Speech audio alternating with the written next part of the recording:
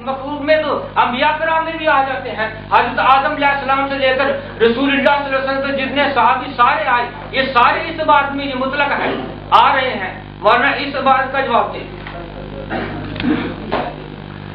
بات یہ میں جواب دیتا ہوں اس کی عبارت کا. ہر چھوٹی بڑی مخلوق ادھر پکڑائیں گے.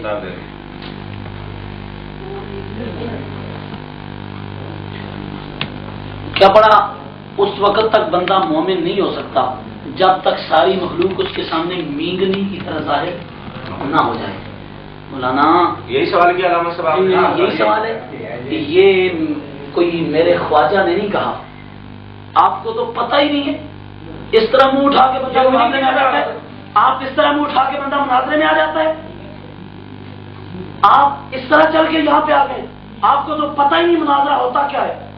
مناظرے کی میم کا آپ کو نہیں پتا کہ مناظرہ کس طرح کیا جاتا ہے. یہ کتنے کہ خواجہ نظام الدین اولیاء، خواجہ نظام الدین اولیاء کوئی چھوٹا سا بندہ تھا، وقت کا ولی اس کو خواجہ نظام الدین اولیاء کہا جاتا تھا. خواجہ نظام الدین اولیاء یہ ان کی بات نہیں، یہ محمد عربی صلی اللہ علیہ وسلم کا فرمان ہے. یہ میرے مدنی کا فرمان ہے. فرمایا مومنو، مرکات ملا علی قاری کی، اس کے اندر انہوں نے لکھا کہ یہ میرے نبی کا فرمان ہے. مرکات جلد نمبر 10 صفحہ نمبر 68 فرمایا لا یؤمن احدکم حتی یکون الخلق عنده کالاباعر.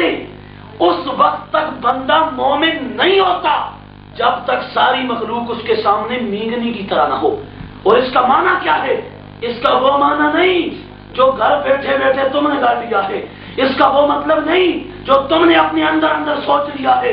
تم نے تو ولیوں اور نبیوں کے سامنے حد کر دی ہے. اس کا معنی یہ نہیں. ملا علی قاری سے پوچھو اس کا کیا معنی ہے. مرکات کے اندر انہوں نے لکھا اس کا معنی ہے کہ بندہ اپنی تمام بڑائی، اپنا تکبر، غرور اور لوگوں سے جو اپنی تعریفیں کروانا اور نفاق کا توق اپنے گلے میں ڈالنا، اس سارے کو جب تک اتار کے پھینک نہ دے، اپنے آپ کو اللہ کے سوا کسی کے سامنے یوں نہ ظاہر کرے کہ میں بہت بڑا ہوں، بلکہ ساری مخلوق اسے عام نظر آئے اللہ کی ذات کے سامنے، اس وقت وہ بندہ اللہ کی بارگاہ میں صحیح مومن کہلواتا ہے. وہ بندہ صحیح مومن ہوتا ہے. یہ تو یہ بات ہے نا، میں نے تو حدیث پیش کی، یہ میرے خواجہ کا بات قول ہی نہیں ہے، یہ خواجہ نظام الدین اولیاء کی بات ہی نہیں ہے. یہ تو رسول اکرم صلی اللہ علیہ وسلم کا فرمان ہے لا یؤمن احدکم حتی یکون الخلق عنده کالاباعر. اس وقت تک بندہ مومن نہیں ہوتا جب تک ساری مخلوق اس کے سامنے اس طرح نہ ہو جس طرح مینگنی، یعنی وہ اپنی تکبر، غرور، ساری چیزیں چھوڑ دے، اللہ کی ذات کو صرف بڑا مانے. مولانا یہ شاہ اسماعیل دہلوی کافر ہے یا نہیں؟ بول رہے ہیں کافر ہے. یہ تو اس نے تو حد کر دی کہ بھائی ہر چھوٹی بڑی مخلوق اللہ کی شان کے آگے معاذ اللہ چوڑے چمار سے زیادہ ذلیل ہے. یہ تو کافر ہو گیا. اب اس کے بعد اگلی عبارت پڑھیں.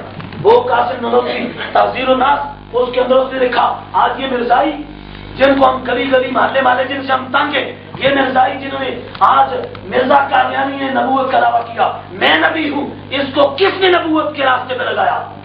اس کو کس نے کہا کہ تو نبوت کا دعویٰ کر؟ پھر وہی بات کہ باہر والے لوگوں نے نبی کی گستاخی کیوں کی، انہوں نے یہ ہمت کیوں کی؟ پہلے ان لوگوں نے اپنی کتابوں میں لکھا، جب انہوں نے پڑھا انہوں نے کہا مسلمان تو نبی کی شان میں اس طرح کی باتیں کہتا ہے، تو ہم نے کہہ دی تو کون سی بڑی بات ہے؟ انہوں نے بھی پھر ببانگے دہن اس طرح کی باتیں کہنا شروع کر دی. قاسم نانوتوی نے تحذیر الناس کے اندر لکھا، اور یہ مرزا قادیانی جس کو آج کے لوگ ختم نبوت کانفرنس تھی، آج بھی نبی کی ختم نبوت کی کانفرنس ہو رہی ہے، پروگرام ہو رہا ہے، نبی کے بعد کوئی نبی نہیں آ سکتا. یہ قاسم نانوتوی بانی دارالعلوم دیوبند اس کی کتاب تحذیر الناس، اس کے اندر پہلے اس نے لکھا کہ نبی کے بعد، یہ اس کا صفحہ نمبر 7 بلکہ صفحہ نمبر اس کا 34، اس پہ یہ لکھتا ہے معاذ اللہ نبی کے بعد کوئی دوسرا نبی آ جائے تو معاذ اللہ نبی کی نبوت میں کوئی فرق نہیں پڑتا. نبی کے بعد दूसरा नबी आ जाए तो मेरे आका की नबूवत में कोई फर्क नहीं पड़ता। तो मिर्जा कादियानी ने नबूवत का दावा किया। उसने सबसे पहले मिर्जा कादियानी ने यही किताब उठा के दिखाई थी और उसने कचहरियों में, अदालतों में यही किताब सामने लाई थी कि देखो, इस किताब को देखो कि इसके अंदर इन्होंने लिखा है कि नबी के बाद नबी आ जाए तो कोई फर्क नहीं पड़ता। जब फर्क नहीं पड़ता तो फिर ठीक है, हमारा मिर्जा नबी है।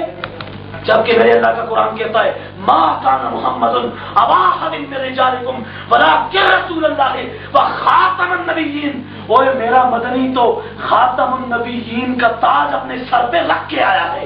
इस किताब के अंदर एक ये इबारत गुस्ताखाना और दूसरी इबारत मैं ये भी आपको पढ़ के सुना दूं। इन्होंने इस किताब के अंदर लिखा माज़अल्लाह सफ़ा नंबर 7 पे, हमारा तो ये अकीदा है कायनात का गौस, कायनात का कुतुब, कायनात का जितना बड़े से बड़ा लोग बंदा हो, लेकिन वो एक सहाबी के कदमों की खाक के बराबर नहीं हो सकता। गौस क्यों ना हो, नबी के सहाबी के कदमों के साथ लगने वाली मिट्टी, उसके बराबर दुनिया का कोई कुतुब गौस नहीं हो सकता। इन लोगों ने लिखा, ये लिखा हुआ है कि अंबिया अपनी उम्मत से अगर मुमताज होते हैं तो उलूम में ही मुमताज होते हैं, बाकी रहा अमल, इसमें बसाओ का बसाए उम्मती मुसावी हो जाने, बराबर हो जाने, बल्कि बढ़ जाते हैं। माज़अल्लाह कहा कि इल्म के अंदर तो नबी मुमताज होता है उम्मत से, उसके पास इल्म ज्यादा होता है, लेकिन अमल में, अमाल में ये तबलीगी, ये रायबंदी है अमल में। किस अमल में? वो नमाज रोजा, नमाज अदा करो। मौलाना साहब इस इबारत का जवाब देना कि उन्होंने कहा कि अमल के अंदर, अमाल के अंदर, रोजे नमाज के अंदर, इन अमाल के अंदर माज़अल्लाह उम्मती नबी से ऊपर भी जा सकता है, नबी से उम्मती ऊपर भी जा सकता है। और जिस नबी के कदमों की खाक के बराबर कोई सहाबी नहीं हो सकता, तू आम उम्मती की बात कर रहा है। मेरे मुस्तफा ने तो फरमाया कि ला तसुब्बु अस्हाबी फलौ अनफका अहदुकुम मिस्ला उहुदिन ज़हबन मा बलगा मुद्दा हदीम। मेरे आका ने फरमाया मेरे सहाबा को कभी गाली न देना, इसलिए कि तुम में से कोई बंदा बहुत पहाड़ के बराबर सोना खर्च कर डाले, लेकिन मेरे एक सहाबी के बराबर होना तो दूर की बात, उसके निसब को भी वो बंदा बहुत जितना पहाड़ खर्च, सोना खर्च करके नहीं पहुंच सकता। तो सहाबी को नहीं पहुंच सकता तो नबी से ऊपर चला जाए, नबी से उसका मकाम बढ़ जाए, नबी से उसका मकाम ऊपर चला जाए। इस इबारत का जवाब दें। ये सारी इबारत जो आपके सामने है कि नबी का माज़अल्लाह, नबी के बाद नबी आ सकता है और उसके बाद दूसरा नबी से उम्मती अमाल में बढ़ जाता है। मौलाना साहब इस बात का ये जवाब है कि अगर आप इस्लाम के बाद कोई नबी आ जाए, आ तो नहीं सकता, और हम सब इस पर ईमान रखते हैं कि कोई नबी आप सल्लल्लाहु अलैहि वसल्लम के बाद नहीं आ जाए। लेकिन अगर आप सल्लल्लाहु अलैहि वसल्लम के बाद आ जाए तो इसमें कोई आ तो नहीं सकता, लेकिन इसमें कोई आप सल्लल्लाहु अलैहि वसल्लम पर कोई कमी पेशी नहीं आती और ना नबी के बाद नबी आ जाए तो कमी पेशी नहीं आती। जब जरदारी बैठा है ऊपर, जरदारी ऊपर बैठा है और कोई बंदा कहे कि जरदारी की सीट पे दूसरा आ जाए, कोई फर्क नहीं पड़ता। जरदारी को तो उसी वक्त कब्ज होने लग जाएगी, भाई मेरी सीट पे दूसरा आ गया, और मेरे साथ दूसरा आ गया, अब तो मेरा बेड़ा गर्क हो जाएगा।